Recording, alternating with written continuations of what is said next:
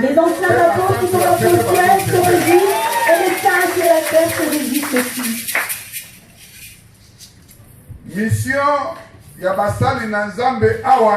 La mission des serviteurs de Dieu sur la terre, c'est de montrer que Dieu dans le ciel existe. Depuis les prophètes de l'Ancien Testament et les apôtres de la Nouvelle Alliance, leur mission, c'est de démontrer que Dieu est vivant. La mission des apôtres, ce n'est pas de montrer aux gens comment avoir de l'argent, s'enrichir, que les gens sortent de l'honneur sur la terre. Une gloire, c'est celle de Jésus. Écoutez les quelques peu qui êtes ici aujourd'hui. Le baptême, c'est le chemin pour le chrétien, ceux qui croient en Jésus. Il a envoyé les apôtres en mission en disant, allez dire que le royaume des cieux est arrivé sur la terre. Celui qui croira et qui sera baptisé sera sauvé.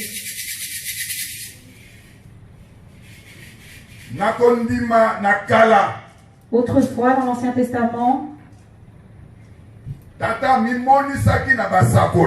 le Père l'Éternel s'est révélé aux prophètes. Et le baptême était rempli de puissance, des œuvres de puissance, afin que les gens acceptent que Dieu existe. Jean, le prophète, le dernier qui a annoncé la venue de Christ. Il a dit, repentez-vous.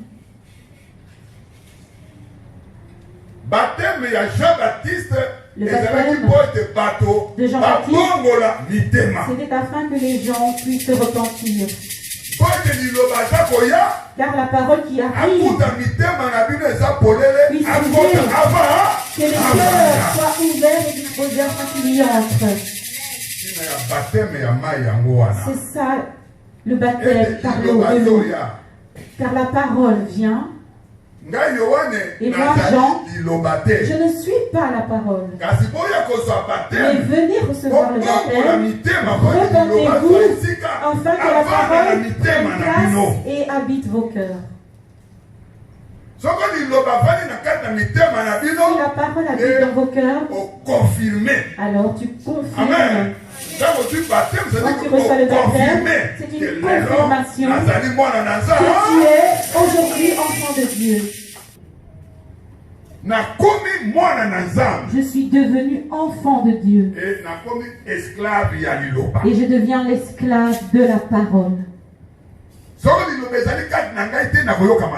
Sans la parole en moi, je ne vis pas, je ne me sens pas bien. Si la parole n'est pas en moi, je ne sais pas manger tranquillement. Si la parole n'est pas en moi, même si je suis bien habillé, je ne serai jamais bien. Si la parole n'est pas en moi, même si j'ai la plus belle maison du monde, je ne pourrai pas bien dormir. Si je n'ai pas la parole en moi, quelle que soit la beauté de ma voiture, je ne roulerai pas bien.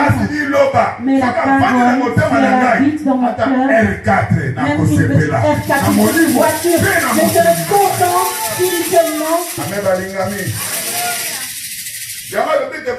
Pourquoi il a dit, allez prêcher que le royaume des cieux est arrivé. Moïse va leur dire, le Dieu d'Abraham, je suis le Dieu de Jacob, et le Dieu de Jacob. Je m'a envoyé pour vous dire que je suis vivant et mon nom c'est je suis. Et quand ils ont accepté la mission de Moïse, le baptême s'est produit en eux à travers les 10 fléaux. Dieu a montré qu'il est avec eux. Et celui qui reçoit aussi le baptême, Dieu va lui montrer qu'il existe. Celui qui reçoit le baptême a revêtu Christ en lui. Il marche avec Jésus-Christ. Pense Christ. Et il a toujours la motivation de Christ. Est-ce qu'il est toujours avec moi ou il est loin de moi? David a pensé, il a dit, mais les fautes que j'ai commises, donc ça veut dire que l'Esprit de Dieu s'est éloigné de moi. Qui se demande quand il fait le mal, est-ce que l'Esprit de Dieu, l'Esprit de Dieu, jusqu'à aujourd'hui, Dieu parle à travers ses prophètes. Jusqu'à aujourd'hui, Dieu descend par la puissance du Saint-Esprit. Et jusqu'à aujourd'hui, la nouvelle alliance, les anges descendent et parlent. Commençons par les diacres, les pasteurs, les évangélistes, les docteurs, les prophètes, les prophétesses, les apôtres, tous les prophètes. Mais est-ce que vous les écoutez? Est-ce que vous craignez ces paroles qui sortent de leur bouche? Et est-ce que vous comprenez ces paroles? Pourquoi les gens du monde préfèrent la peur, la crainte des paroles des magiciens, mais la parole de Dieu vivant, lui qui est la parole qui a envoyé ses prophètes, lui qui lui-même qui est la parole et qui envoie ses apôtres, ses prophètes, tous sont dans ce monde. Ils prêchent en esprit et en vérité, mais les gens ne l'écoutent pas. Mais ils préfèrent écouter les gens qui viennent des sectes.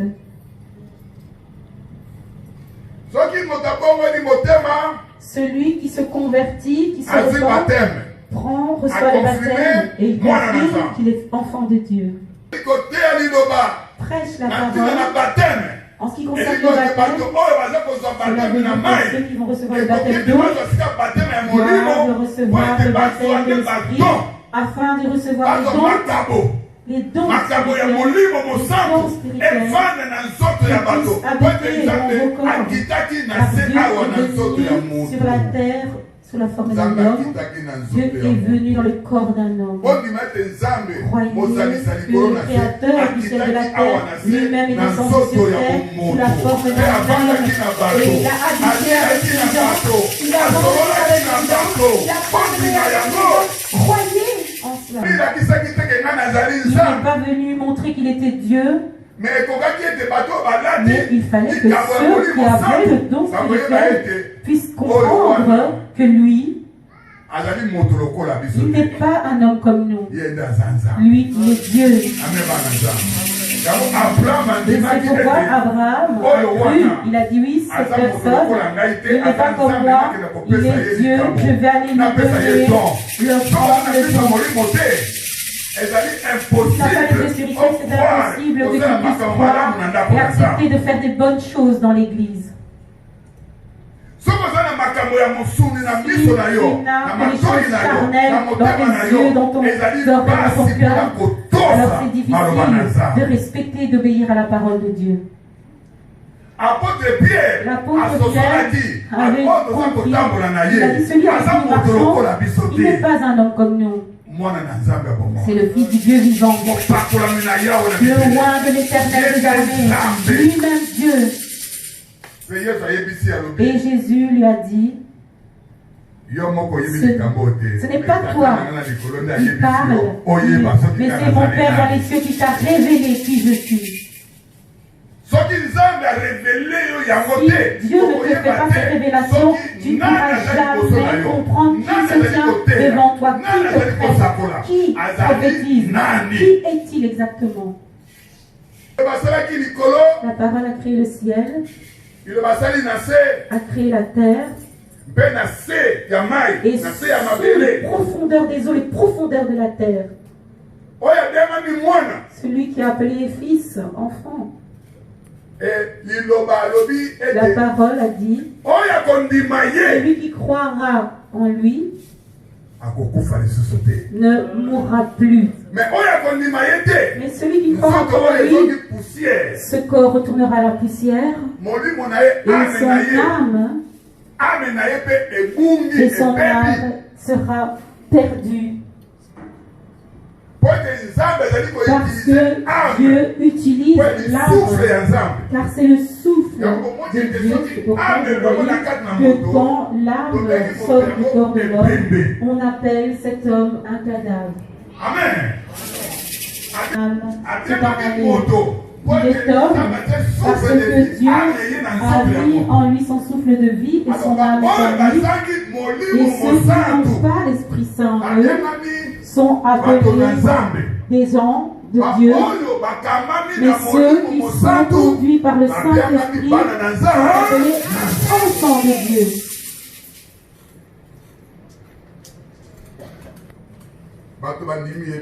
Les gens n'ont pas cru en lui. Les gens préfèrent voir des gens qui sont devant, debout, plein d'honneur, sur des grands trônes, avec des vêtements, avec des grandes croix, des vêtements mystiques. Et là, les gens acceptent et disent oui, oui, c'est un serviteur de Dieu.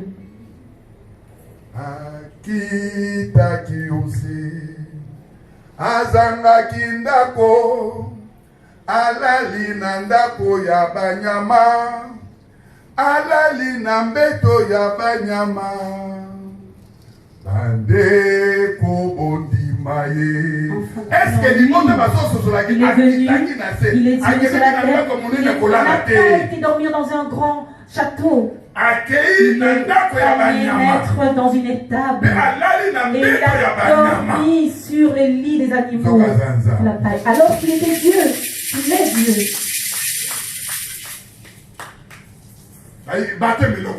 Beaucoup se disent, mais c'est quoi le baptême? Moi j'ai déjà reçu le baptême. C'est quoi au juste le baptême? Mon cœur, Dieu le connaît. Dieu connaît très bien mon cœur. Mais ça sert à quoi d'aller à l'église? Dieu ne s'intéresse pas aux églises, il s'intéresse au cœur. Enfant de Dieu.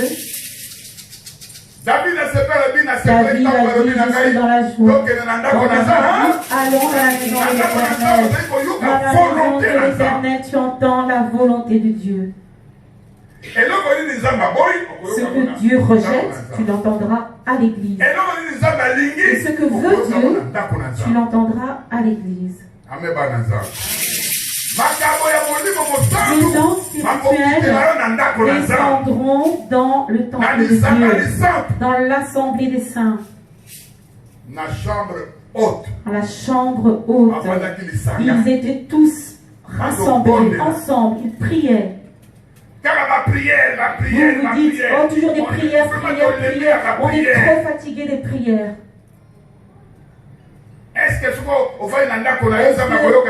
Dieu ne peut pas t'écouter si tu restes chez toi à la maison? Dieu pouvait aussi leur dire, chacun restez chez vous. Amen. Si chacun était resté chez lui, allait-il connaître la volonté de Dieu? Mais quand ils étaient ensemble dans un même lieu, ils priaient, imploraient, demandaient. Il n'a pas fallu longtemps. 10 jours après, seulement 10 jours, Dieu a fait descendre sur eux le Saint-Esprit.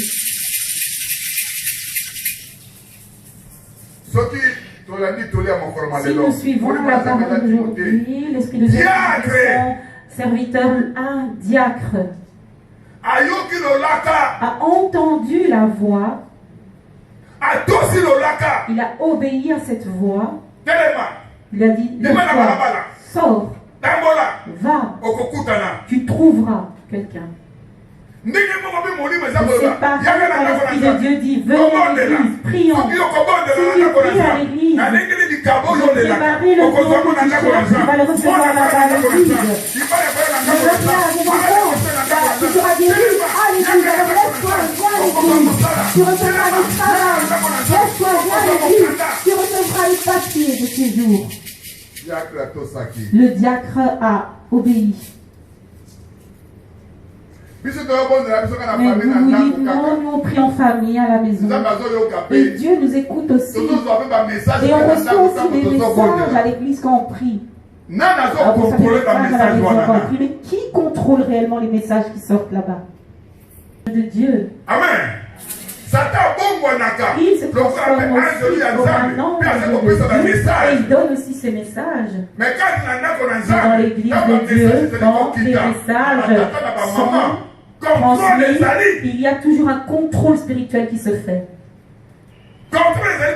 Il y a un contrôle pour savoir si ce message vient de l'ange de Dieu qui utilise cette personne par l'Esprit Saint, ou ce message, c'est l'esprit d'erreur qui utilise ce prophète. Mais chez vous à la maison, qui pensera à contrôler ces choses? Celui qui reçoit le baptême, il faut que l'Esprit de Dieu doit se manifester en lui par un don. Il faut qu'un don vienne habiter en lui. Qu'est-ce que le don? Le don, c'est le signe qui montre que cette personne est enfant de Dieu et il y a un signe divin qui est en lui. Le don de prophétie, de prêcher, Dieu, le don de guérison, le don de sagesse, le don de connaissance, le don de langue et d'interpréter les langues. Ce sont les signes du don de Dieu. C'est pourquoi dans l'église, il y aura toujours une information de savoir que ce qu'il dit, c'est pas de Dieu. Car Satan, s'il parle des nouvelles langues, il peut faire parler les gens des fausses langues, qui viennent des ténèbres. Et celui qui parle en langue, sinon qui vient du diable, c'est dans l'église, c'est dans ce lieu là où il y a les gens qui ont des pouvoirs, qui n'ont pas le don d'interpréter, ils ne pourront pas savoir que c'est faux. Il faut être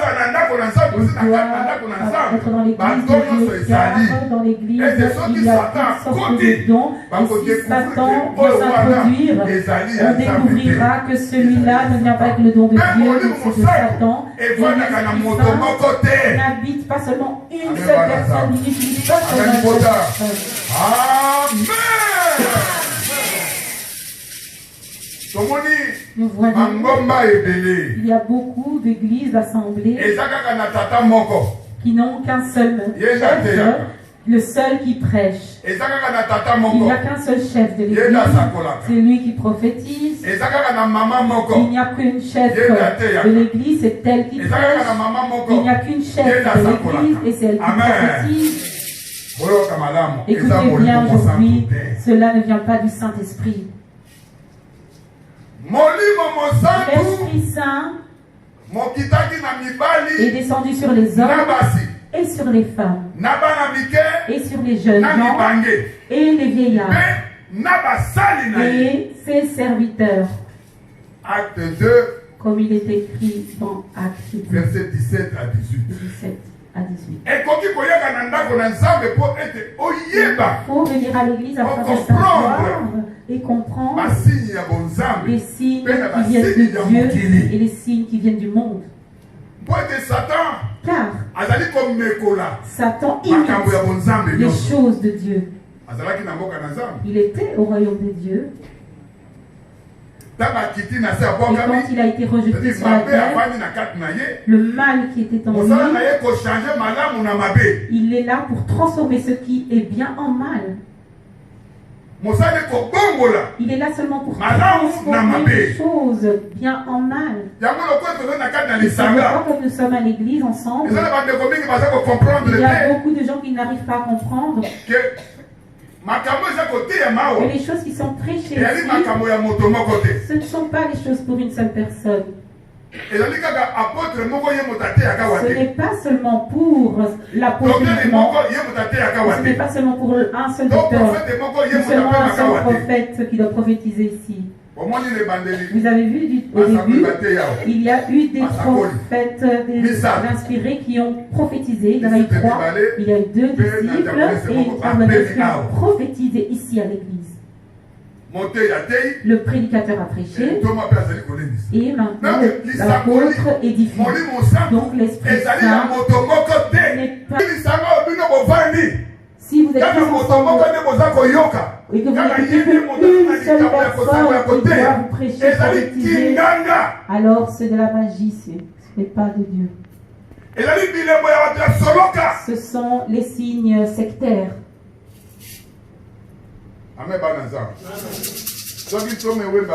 S'il n'y a pas d'apôtre et Wembe n'est pas là, l'église ne fonctionne pas, elle fonctionne. Les prédicateurs prêchent, les prophètes peuvent prophétiser.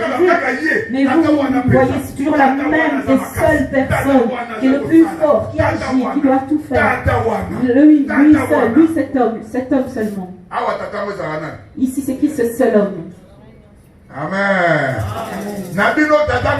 Vous, qui est ce seul homme? Jésus-Christ. Par quelle puissance? La puissance du Saint-Esprit.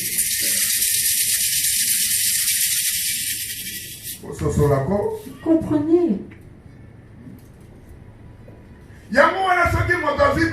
C'est pourquoi celui qui reçoit le baptême, la puissance de Dieu descend sur lui et elle doit faire disparaître le deuxième être de sorcellerie, de la méchanceté, de la rancœur, rempli de jalousie. Il doit disparaître. Le corps rempli de médisance doit disparaître. Le corps voleur doit partir. Le corps de l'impudicité doit disparaître. Le corps meurtrier doit disparaître. Le corps de celui qui garde toujours la rancune en lui doit disparaître. Le corps de celui qui fait du favoritisme doit disparaître. Vous avez entendu que le baptême est un sacrement. C'est la volonté de Dieu pour que les gens se rapprochent de lui. Et toi, tu confirmes que oui, moi, je suis devenu enfant de Dieu et j'accepte Jésus-Christ qui est mort à la croix pour moi. Mais pourquoi tu as reçu le baptême et tu n'arrives pas à changer de comportement? Quand les gens n'ont pas de maîtrise, ils disent que tu es un sorcier. C'est parce que tu n'as pas encore changé. Pourquoi tu veux te fâcher si on te traite ainsi? Si tu es médisant, tu ne fais que diviser, disperser les gens. Comme l'Esprit de Dieu a dit qu'il y avait le signe du coq. Son travail, c'est de détruire, disperser, diviser. Il va dans la poubelle. Il trouve ce qu'il doit manger, mais avant de le manger, il doit d'abord tout détruire, répandre. Mais toi, tu veux écouter la parole. Mais toi, tu es là pour dire. L'Esprit de Dieu, la première chose qui doit être en lui, c'est l'humilité. Il ne doit pas être orgueilleux.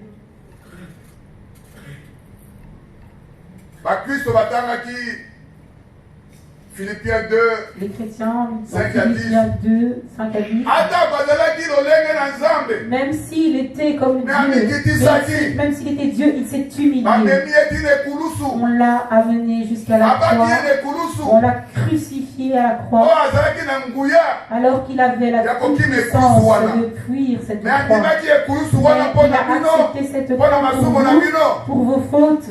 Il est mort et après 3 jours il est ressuscité. Et c'est ainsi que Dieu lui a donné le pouvoir dans le ciel et sur la terre et sur la terre. Et sous Jésus, la gloire, Dieu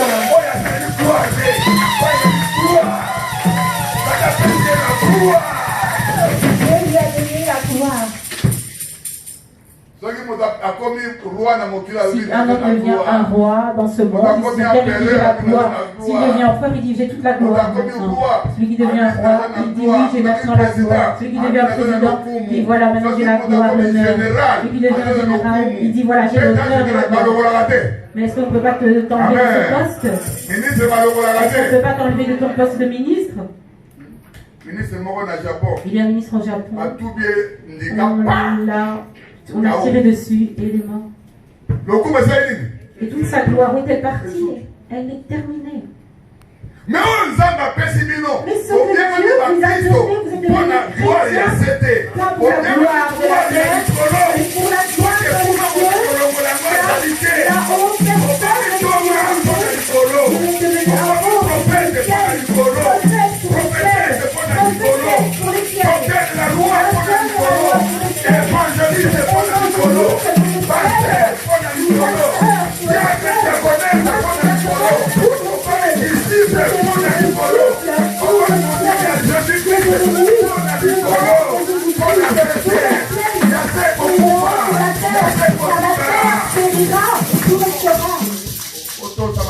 Obéissez à la parole du Seigneur. Frère, sœur, tu n'as pas encore reçu le baptême. Reçois la parole. Accepte la parole. Repens-toi. Et confirme ta foi à travers le baptême, le sacrement du baptême. Demeure dans le Seigneur en obéissant au précepte du Seigneur. Même si tu es dans la difficulté, sache que demeurer dans la paix et l'amour au nom de Jésus. Santo, santo, santo. Zambe mozulango nyo sanala kia zalipe ya muzala seko. Santo, santo, santo. Zambe mozulango nyo sanala kia zalipe ya muzala seko. Santo, santo, santo. Zambe mozulango nyo sanala kia zalipe ya